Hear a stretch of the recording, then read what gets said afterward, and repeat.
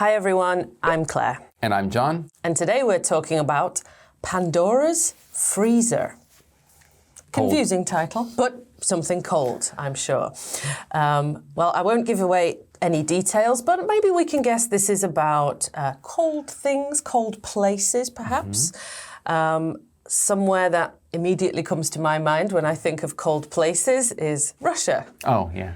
I lived there for a while. I think I always mention that in some videos, don't I? But the coldest place in Russia is Siberia. So what comes to mind when you think about Siberia? Me? Yeah. The places that people who go against the government are banished to.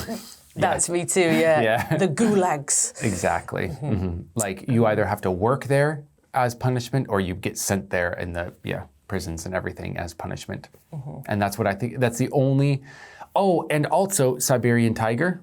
Oh, yes. There's an animal called that. I don't know if it lives there. It's dead. I think it's extinct, isn't it? Anyways, I don't know if it lives there. And then I think about the... I always forget the name because it's Russian. But there's a meteor that hit Siberia, I believe. Oh, yes. And it was in the 1900s, I believe, and it flattened all the trees around it, and they saw that area, and they were able to have really good data with meteor strikes, I guess.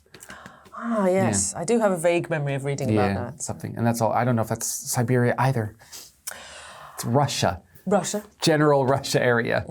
Yeah. I heard minus 50 in the winter. Minus 50. Not that many people live in Siberia. Very low population density. It gets lower every winter, I'm sure.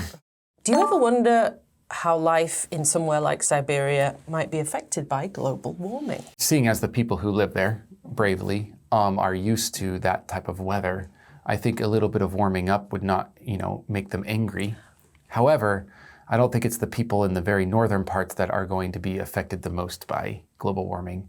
It's the people in the southern areas, people who are closer to the equator that are going to be affected the most.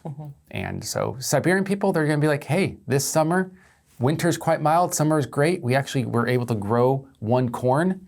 That's pretty nice. Our animals didn't die of freezing to death last night.